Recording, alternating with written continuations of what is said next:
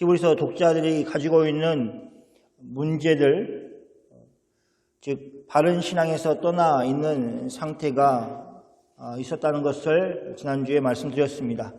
그것은 물론 정도의 차이는 있겠지만 현재를 살고 있는 그리스도인들의 문제이기도 합니다. 그렇기 때문에 우리는 성경을 통해서 그 문제점이 무엇인가를 확인하고 우리 안에 있는지를 살피고 또 어떻게 대처를 해야 되는지 성경이 무엇이라고 가르치는지를 살펴보아야 될 필요가 있습니다. 아론이 하나님의 택하심을 받아서 대상이 되었다는 것을 이야기하고 나서 바로 예수님이 그렇게 하나님의 택하심을 받아서 우리의 대상이 되셨음을 말합니다. 히브리서의 독자들이 특히 유대인들이었기 때문에 그들은 너무나 잘 알고 있었습니다. 아론은 레위 지파에 속한 사람이었습니다. 하나님은 레위 지파를 따로 세우셨습니다. 그리고 그들에게 기업이 되시겠다고 말씀하셨습니다. 그래서 여러분이 알고 있는 것처럼 야곱의 아들들이 12명이 있습니다. 통상적으로 12지파라고 얘기하는 이스라엘을 이루었습니다. 그런데 이 12지파 속에는 레위 지파가 들어있지 않습니다. 그 대신 요셉의 두 아들 므낫세와 또 에브라임 이렇게 두 사람이 각각 한 지파씩을 이루었습니다. 레위 지파는 하나님께 속함으로 따로 분리하여 구분하였습니다. 아론의 후손도 아니고 또 레위 지파도 아닌 예수님이 갑자기 대상이라고 하는 말이 어떻게 나올 수 있었습니까? 유대인 그리스도인들에게는 쉽게 받아들일 수 없는 내용이었습니다. 그것은 우리로 얘기하면 성을 바꾸는 것보다도 훨씬 더 어려운 이야기입니다. 물론 예수님이 우리의 대상이 되셔서 우리를 위하여 십자가에서 하나님께 우리의 죄를 속하시는 제사를 드렸다는 것을 우리는 다 알고 있습니다. 마치 구약에서 대속죄 이래 제사를 통해서 이스라엘 백성들의 죄를 하나님께 용서를 구하는 그 역할을 하였던 아론의 후손 대제사장들이 하였던 것처럼 그렇게 예수님이 십자가에서 하셨습니다. 히브리서 기자는 두 가지를 가지고 예수님이 대제사장이었다는 것을 말하고 있습니다. 첫 번째는 앞에서 이야기한 것처럼 하나님의 아들이신 예수님을 택하셨다는 것입니다. 두 번째는 예수님이 시편에서 나온 것과 같이 영원히 멜기세덱의 반차를 따라 제사장으로 오셨다는 것입니다. 그래서 히브리서 5장 10절에 다시 한번 그것을 강조하고 있습니다. 그 말씀부터 같이 읽어보겠습니다. 자, 히브리서 5장 10절 말씀입니다. 하나님께 멜기세덱의 반차를 따른 대제사장이라 칭함을 받으셨느니라. 누가 칭했느냐 하면 하나님 아버지께서 예수님을 이처럼 멜기세덱의 반차를 따른 대제사장이라고 인정하셨다는 것입니다. 지난주에 이야기를 한 것을 기억하실 것입니다. 이 멜기세덱이 나온 것은 믿음의 조상 아브라함 때였습니다. 아브라함이 그의 조카 롯을 구하기 위해서 전쟁에 나가서 승리를 하였습니다. 그리고 전쟁에서 돌아오는 길에 이 멜기세덱의 영접을 받았습니다. 멜기세덱이 아브라함을 축복하고 꼭 제사장이 하는 것처럼 그렇게 하였습니다. 실제로 성경 창세기 14장에서 멜기세덱을 그렇게 소개하였습니다. 그는 지극히 높으신 하나님의 제사장이라고 말하였습니다. 아직 제사제도가 있기 전에 그랬습니다. 아직 레위인이 나오기도 전에 그랬습니다. 그런 멜기세덱이 아브라함을 축복하였습니다. 그리고 아브라함은 어떻게 하였습니까? 성경에 보면 아브라함은 그 얻은 것의 10분의 1을 멜기세덱에게 주었습니다. 우리가 알고 있는 그 10분의 1을 하나님께 드리는 행위를 아브라함이 마치 멜기세덱에게 그렇게 한 것입니다. 하나님께서 모세를 통해서 이스라엘을 애굽에서 구원하시고 그들에게 시내산에서 하나님의 말씀을 주셨습니다. 또 하나님의 율법을 그 시내산에서 그들에게 주셨습니다. 그 내용 중에 이스라엘 백성들에게 기업을 즉 땅을 주시는 내용들이 나옵니다. 그런데 레위 지파는 하나님이 그들의 기업이 되셨기 때문에 따로 땅을 주지 않으셨습니다. 기업을 주시지 않으셨습니다. 그리고 대신 다른 이스라엘 지파들이 10분의 1을 하나님께 드리는 것을 가지고 레위 지파가 살도록 하였습니다. 레위 지파가 그것으로 양식을 삼았습니다. 그 10분의 1을 믿음의 조상인 아브라함이 멜기세덱에게 주었던 것입니다. 그런데 이 멜기세덱의 반차를 따라서 예수님이 대상이 되었음을 하나님이 인정하였다고 말하고 있습니다. 이 내용이 중요하기 때문에 계속 언급하는 것입니다. 바로 예수님이 율법에 또는 이스라엘에 갇혀 있는 분이 아니시고 믿음의 조상 아브라함이 태어나기도 전에 하나님이 이미 대상을 세우셔서 아브라함뿐만 아니라 이방인들까지 온 인류에게 복 주시려는 계획을 가지고 계셨음을 보여주기 때문에 그렇습니다. 그래서 예수님은 이스라엘 백성들이 기존에 생각했던 대상이 아니라 그보다 더 뛰어나신 분일 수밖에 없음을 시사하고 있습니다. 그런데 히브리서 기자는 이 멜기세덱에 대해서 더 말하는 것을 하지 않았습니다. 그리고 그렇게 하지 않은 이유에 대해서도 밝히고 있습니다. 그것은 히브리서 독자들의 무지 때문이었습니다. 히브리서 5장 11절 말씀입니다. 같이 읽겠습니다. 멜기세덱에 관하여는 우리가 할 말이 많으나 너희가 듣는 것이 두나무로 설명하기 어려우니라. 히브리서 기자는 멜기세덱에 관하여는 할 말이 많다고 말하고 있습니다. 이것은 멜기세덱에 관련하여 예수님에 대한 풍성한 가르침이 더 있다는 것을 말합니다. 그러나 독자들에게 더 이상 말하지 않기로 얘기합니다. 이유는 그들이 듣는 것이 둔하기 때문에 그에게 설명하기가 어렵다는 것입니다.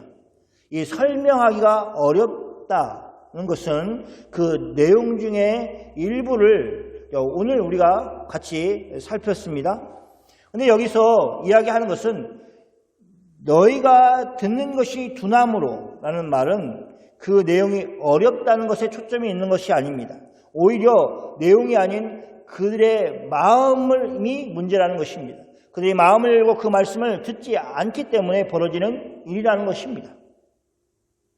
복음이 그러지 않습니까?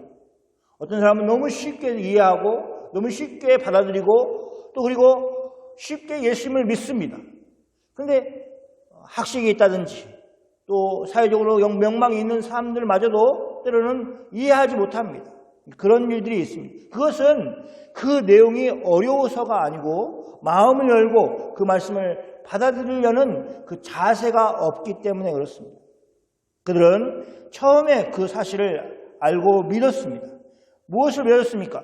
예수님이 그리스도시다. 예수님이 하나님의 아들이시다라는 것을 믿었습니다. 그런데 유대인들에게 가장 큰 유익이었던 하나님의 말씀인 구약 성경을 가지고 있으면서도 반대로 오히려 그들에게 발목이 되었습니다. 발목이 잡히는 일을 하였습니다. 우리는 그 일을 복음서에서 아주 많이 보게 됩니다. 하나님의 말씀에 제일 잘 알고 있는 사람으로 바리새인들을 얘기합니다. 그런데 그들이 예수님을 가장 극렬하게 반대하는 이상한 현상이 일어난 것입니다. 예수님은 그들에게 성경이 나에 대해서 말하였다고 그렇게 하시지만 그들은 오히려 그 사실을 받아들이지 못하였습니다.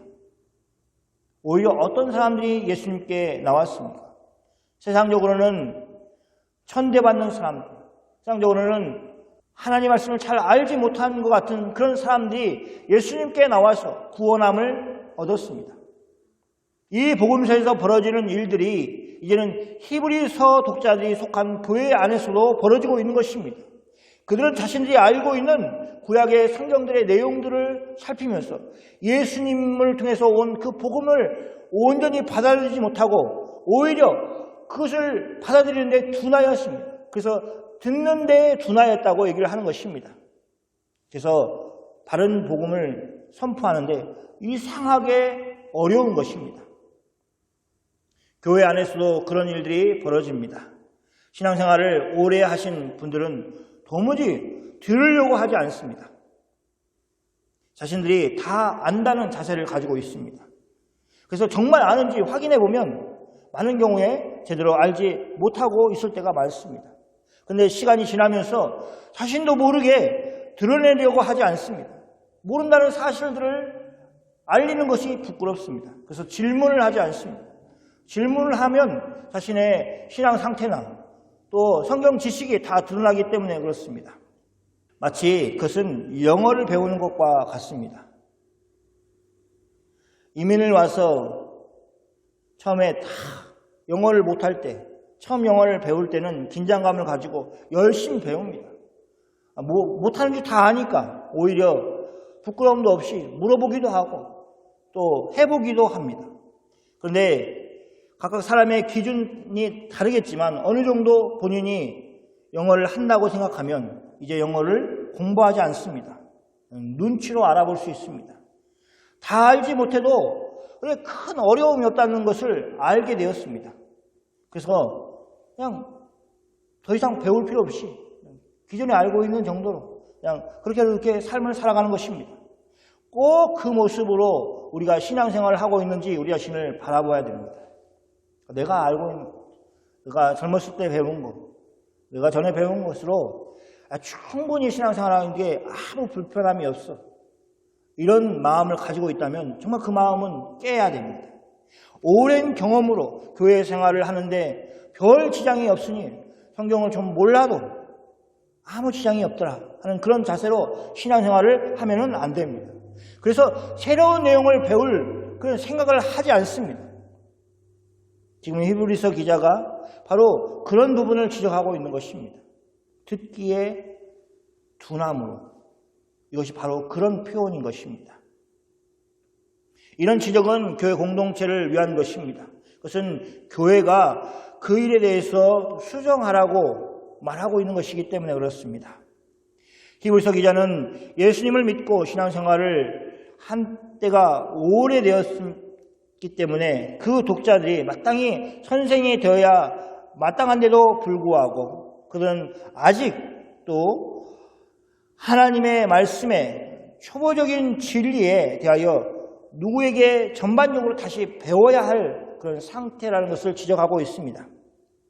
그 상황이 마치 단단한 음식을 먹을 만큼 자라지 못하여 아직도 젖이나 먹어야 할 수준에 머물러 있다는 것을 밝힙니다. 여기서 단단한 음식을 못 먹고 젖이나 먹어야 할 사람은 어떤 처지에 있는지를 히브리서에서 말하고 있습니다. 5장 13절과 14절 말씀을 같이 읽겠습니다. 이는 젖을 먹는 자마다 어린아이니 의의 말씀을 경험하지 못한 자요 단단한 음식은 장성한 자의 것이니 그들은 지각을 사용함으로 연단을 받아 선악을 분별하는 자들이니. 단단한 음식을 먹지 못하는 어린아이의 특징은 의의 말씀을 경험하지 못한 것입니다. 반대로 단단한 음식을 먹는 장성한 사람의 특징은 그들이 지각을 사용함으로 연단을 받아 선악을 분별하는 것입니다. 서로 대비되는 내용이기 때문에 양쪽의 내용을 서로 살피면서 상호 보완을 하면서 읽을 필요가 있습니다. 의의 말씀을 경험하지 못한 것이 어린아이의 특징이라면 반대로 의의 말씀을 경험한 사람은 장성한 자의 특징이 되는 것입니다. 의의 말씀을 경험하기 위해서는 일단 지각을 사용함으로 연단을 받아야 합니다. 또 반대로 연단을 받아서 지각이 생기기도 합니다. 그 결과로 얻어지는 것은 무엇이냐? 선악을 분별하는 것입니다. 선악을 분별하는 지각이 생기는 것입니다. 먼저 이 말씀을 제대로 이해하기 위해서 의의 말씀이라는 것이 무엇인가 하는 것을 살펴보겠습니다. 유대인들에게 의라는 것은 중요한 것이었습니다. 그런데 이 의는 어떻게 얻어지는 것이냐 했을 때 유대인들은 추구하는 방식과 예수님이 말씀하시는 방식이 서로 나누어졌습니다. 정확하게는 서로 충돌하였습니다. 그리고 물론 우리 그리스도인들은 예수님이 말씀하시는 방식 쪽에 서 있어야 합니다. 먼저 유대인들은 이 의를 율법을 지킴으로 얻으려고 하였습니다.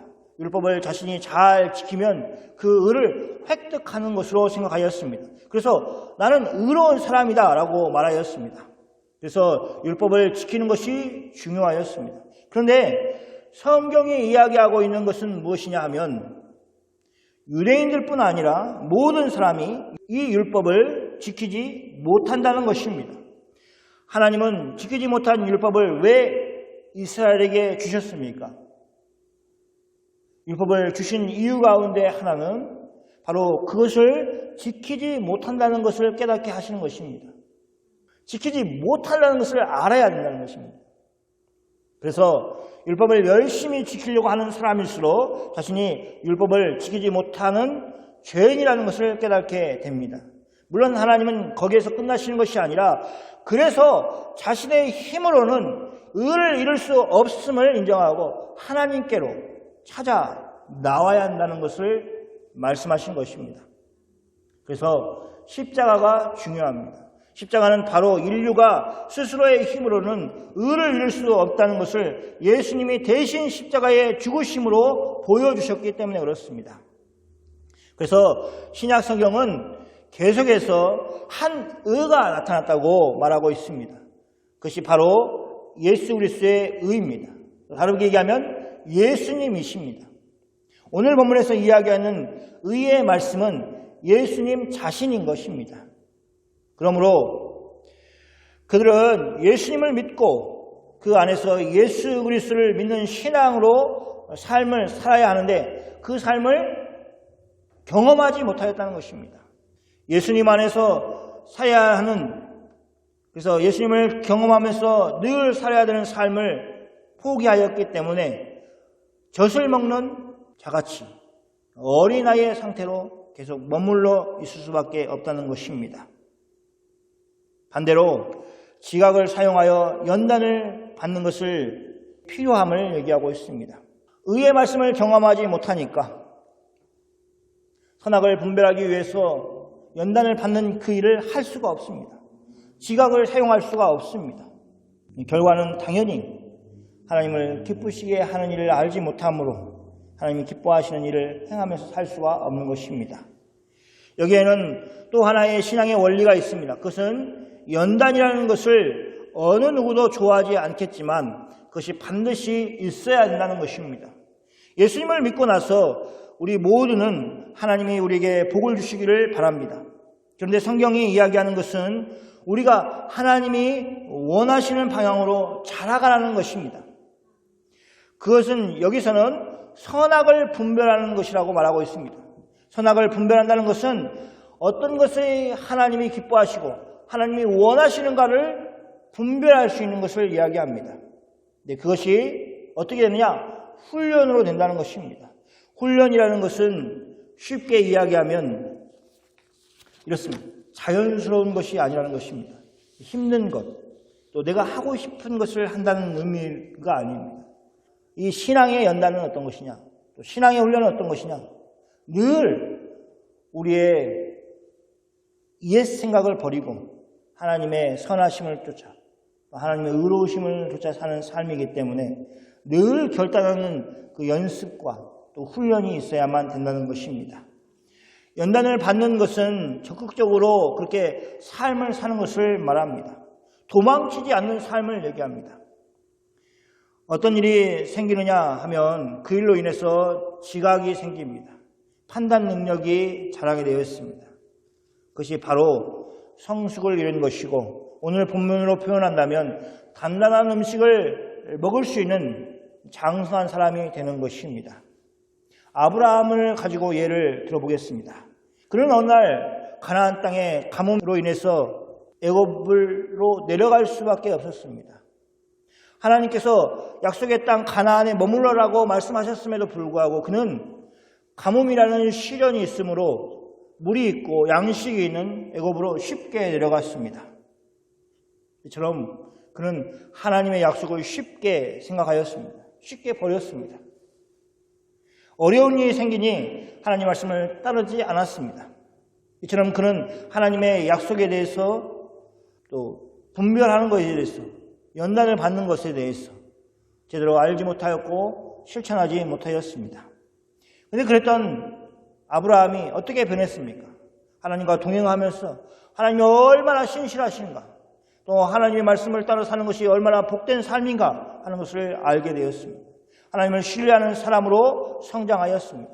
그래서 하나님이 100세에 주신 아브라함의 아들 이삭을 하나님께 바치라고 하셨을 때 하나님의 명령에 순종하였습니다. 그것이 아브라함이 하나님의 선하심을 믿었기 때문에 가능하였습니다. 성경은 그 일을 가지고 아브라함은 죽은 자 가운데서 살리시는 하나님을 믿었다고 말하고 있습니다. 어떻게? 방법은 모릅니다. 그러나 그 일을 이루실 하나님을 신뢰하였던 것입니다. 이것이 히브리서 기자가 이야기하는 신앙의 목표라면 그 목표를 향해서 힘쓰지 않는 사람들이 있었고 그들이 의의 말씀을 들어 순종하는 것이 아니라 듣는 것이 둔한 상태였음을 지적하였습니다. 히브리서 기자가 제시하는 것은 초보를 버리고 완전한 대로 나아가는 것입니다. 히브리서 6장 1절과 2절 말씀입니다. 그러므로 우리가 그리스도의 도에 초보를 버리고 죽은 행실을 회개함과 하나님께 대한 신앙과 이절은 같이 하겠습니다. 세례들과 안수와 죽은 자의 부활과 영원한 심판에 관한 교훈의 털을 다시 닦지 말고 완전한 대로 나아갈지니라. 여기에 그리스도의 도의 초보는 마치 어린아이 상태에 계속 머물러 있는 것을 말합니다. 이어서 죽은 행실의 회개함과 하나님께 대한 신앙과 세례와 안수와 죽은 자의 부활과 영원한 심판에 관한 교훈, 이렇게 6가지를 언급하고 있습니다. 이런 것들이 다 그 당시에 중요한 이슈고 교회의 중요한 신학적인 내용이었습니다. 그러면서 의도적으로 6개를 이야기하고 있습니다. 이는 부족함을 나타내는 것입니다. 완전함을 가리키는 것은 7이라는 숫자입니다. 그래서 6이라는 숫자가 짐승의 숫자, 또 마귀의 숫자라고 불리는 것은 완전하지 못하다는 것을 상징하는 것입니다. 하나님은 완전하신데 저는 불완전하다는 의미에서 6이라는 숫자를 사용하는 것입니다. 의도적으로 6을 이야기해서 불완전에서 완전으로 나아가야 함을 말하고 있는 것입니다. 그 6개는 둘씩으로 짝이 되어 있습니다. 죽은 행실을 회개함과 하나님께 대한 신앙은 한 묶음입니다. 죽은 행실이라는 것이 무엇인가 할 때 그것은 율법을 의지하는 삶을 말합니다. 그런 육체를 따라 사는 삶입니다.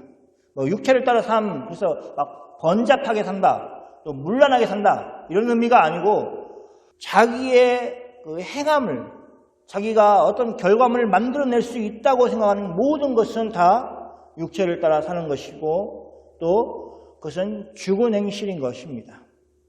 율법을 잘 지키면 자신이 의로운 사람이 되는 것으로 생각하고 지키지 못한 사람을 멸시하는 그런 태도는 죽은 행실이 얼마나 어리석은 것인가를 잘 보여주는 것입니다. 그런 삶의 자세를 회개하는 것이 필요합니다. 그리고 그것은 바로 하나님께 대한 신앙으로 연결이 되어 있습니다. 죽은 행실, 즉 율법을 의지하여서 자신의 의를 추구하는 것은 하나님께 대한 신앙이 아니기 때문에 이제 그것을 회개하고 하나님께로, 하나님에 대한 신앙으로 나오라는 것입니다. 같은 의미를 가지고 있습니다. 세례들과 안수는 둘 다 공개적으로 선언을 하는 것을 특징으로 가지고 있습니다. 지금도 그런 나라들이 있지만 그 당시에는 이렇게 자기가 예수님을 믿는 것을 공개적으로 밝히는 것이 훨씬 더 많은 핍박과 어려움들을 겪는 상황이었습니다. 그럼에도 불구하고 신자들에게는 이렇게 공개적으로 자신의 신앙을 고백하도록 하고 있습니다. 세례와 안수를 통해서 그렇습니다. 안수도 마찬가지로 세례가 공개적으로 자신이 회개하고 새 사람이 되었다는 것을 보여주는 것이라면 안수는 어떤 직을 감당하기 위해서 공개적으로 사람 앞에서 안수를 받았다는 것을 보여주는 것입니다. 비밀 결사체가 되어서 몰래 숨어서 어떤 역할을 감당하겠다고 나서는 것이 아니라 공개적으로 그렇게 세움을 받고 안수를 받았던 것입니다. 당시 초대교회가 박해 가운데 있었다고 생각한다면 이 안수를 받는 것 자체가 굉장히 자기를 희생하는 것이 되고 자신의 신앙을 크게 공개적으로 드러내는 것이 되는 것입니다.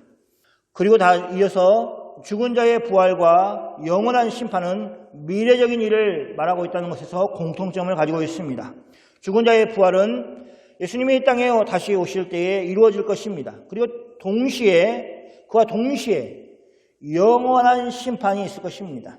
영원한 심판이라는 것은 두 가지 의미를 가지고 있는데 그 심판이 멈추지 않는다라는 의미에서 심판의 결과가 멈추지 않는다라는 의미에서 영원한 심판이고 동시에 그것이 효력을 계속해서 발휘하고 있다라는 의미를 가지고 있습니다.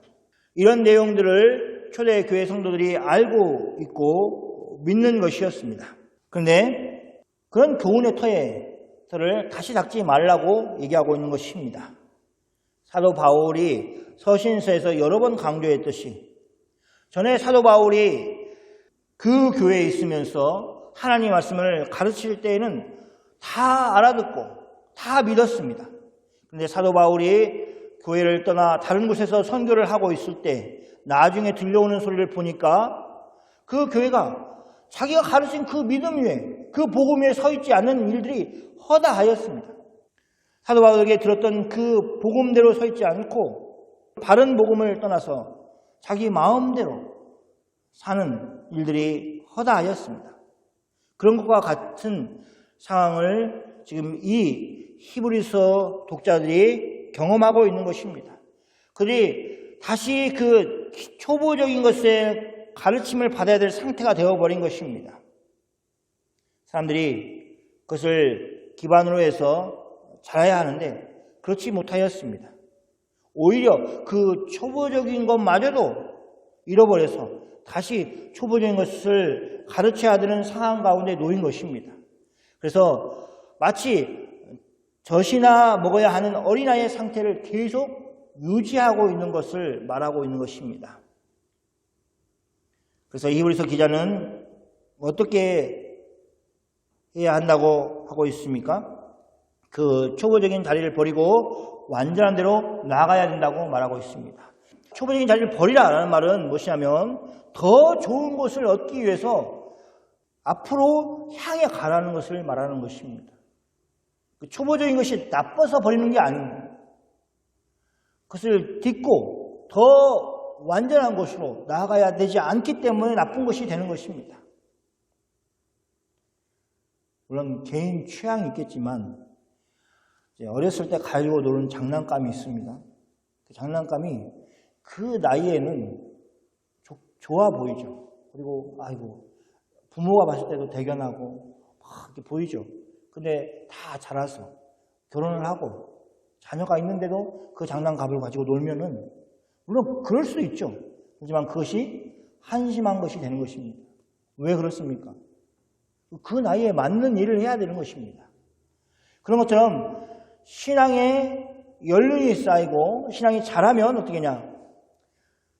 안 좋아서 버리는 것이 아니라 완전한 대로 나가기 위해서 버려야 되는 것이 있다는 것입니다. 자, 히브리서 6장 3절 말씀을 같이 보겠습니다. 같이 읽겠습니다. 하나님께서 허락하시면 우리가 이것을 하리라. 이 말은 하나님의 주권을 인정하는 것입니다. 다르게 얘기한다면 우리가 완전한 대로 나아가려고 한다면 그 완전한 대로 그렇게 하겠다고 우리가 결심을 해서 될 수 있는 것이 아니라는 것입니다. 그것도 또한 하나님의 은혜가 있어야 되고 하나님의 도우심이 있어야 되고 하나님의 허락하심이 있어야 된다는 것입니다. 아무리 선한 일이라도 하나님의 도우심 없이는 우리 혼자의 힘으로 할 수 없습니다. 그것을 얘기하는 것입니다. 야고보서를 보면 오늘이나 내일이나 우리가 어떤 도시에 가서 거기서 1년을 머물며 장사하여 이익을 보리라 라고 말하는 사람들에 대한 이야기가 나옵니다. 그런 사람들에게 야고보는 책망을 하였습니다. 내일 일을 그들이 알지 못한다고 지적을 하였습니다. 그리고 그들의 생명에 대해서 무엇라고 말합니까? 그들은 잠깐 보이다가 없어지는 안개 같다고 지적을 하였습니다. 그리고 나서 이렇게 말합니다. 야고보서 4장 15절 말씀을 함께 읽겠습니다. 같이 읽겠습니다. 너희가 도리어 말하기를 주의 뜻이면 우리가 살기도 하고 이것이나 저것을 하리라 할 것이거늘. 주의 뜻이면 이 말이 바로 히브리서에서 보여주는 하나님께서 허락하시면 이라는 말과 정확하게 일치하는 말입니다. 이것은 믿음의 선진들이 어떤 일을 계획하면서 그 모든 일들이 하나님의 주권에서 이루어진다는 것을 고백하는 것입니다. 그래서 정리를 하면 우리가 신앙이 자라기를 힘써야 하는데 그것 또한 하나님의 허락하심이 필요하다는 것입니다. 다른 말로 하면 하나님의 도우심이 필요한 것입니다. 그래서 아무리 선한 일을 하고 또 하나님이 기뻐하시는 일을 한다고 하더라도 우리가 하나님께 구하고 하나님께 기도하면서 나아가야 되는 이유가 여기에 있는 것입니다. 사랑하는 성도 여러분, 우리의 현실은 어떻습니까? 과연 히브리서에서 나오는 사람들보다 더 나은 신앙을 하고 있습니까? 그들은 생명의 주인이신 예수 그리스도를 믿는 신앙에서 굳게 서서 선악을 분별하면서 연단을 받아 지각을 키워가는 일에 실패하였습니다. 그들이 실패한 이유는 하나님의 말씀을 듣는 것에 둔하였기 때문입니다. 하나님의 일하심을 인정하고 감사하면서 나가야 할 그들이 도리어 하나님이 주신 예수 그리스도의 길을 버리고 다시 율법의 길로 자기의 힘으로 이루려고 하는 그 길로 나가려고 하였기 때문입니다. 우리는 초보에 머물러서 그것마저도 까먹는 신앙생활이 아니라 하나님이 이미 주신 것에 대해 날마다 새롭게 하시는 은혜를 사모하면서 살아야겠습니다. 그것은 성경에서는 믿음을 더한다고 그렇게 말하고 있습니다. 코로나로 인해서 신앙생활을 하면서 계속 후퇴하고 있는 모습을 봅니다. 지금은 그 여파가 미미합니다. 그런데 시간이 지나면 그 심각성이 훨씬 클 것이라는 것은 너무나 자명합니다. 왜 이야기를 하냐? 코로나 기간에 잠깐 내가 신앙이 후퇴해 있는 모습으로 삶을 살면 편할 수 있습니다. 더 좋아 보이고 뭔가 이익이 된 것 같기도 하고, 그런데 그것이 잠깐 지나면 회복할 수 없는 치명적인 나락으로 빠져 있을 수도 있다는 것을 기억해야 됩니다. 우리는 근본적으로 하나님을 기뻐하고 하나님의 일을 하는 일을 좋아하고 그렇지 않습니다. 우리 안에 계신 성령께서 우리를 늘 그쪽으로 이끌어 주셔야만 그 길을 걸어갈 수가 있는 것입니다. 우리는 너무 쉽게 핑계거리를 찾고 내 힘으로 살 수 있다는 것을 보여주고 싶어 합니다. 그래서 약할 때는 핑계거리를 찾고 좀 뭔가 잘 될 때는 내가 이룬 것 같은 그런 자세를 가지고 살아서 둘 다 하나님을 멀리하는 데 아주 영특하고 특화가 되어 있습니다. 의의 말씀이신 예수님 안에서 성령 하나님을 힘입어서 부단히 연단하지 않으면 결코 성숙을 이루어 갈 수가 없습니다. 무지와 나태함을 버리고 하나님의 독생하신 예수 그리스도 안에서 완전한 대로 나아가는 여러분이 다 되시기를 축원합니다. 아멘. 기도하겠습니다.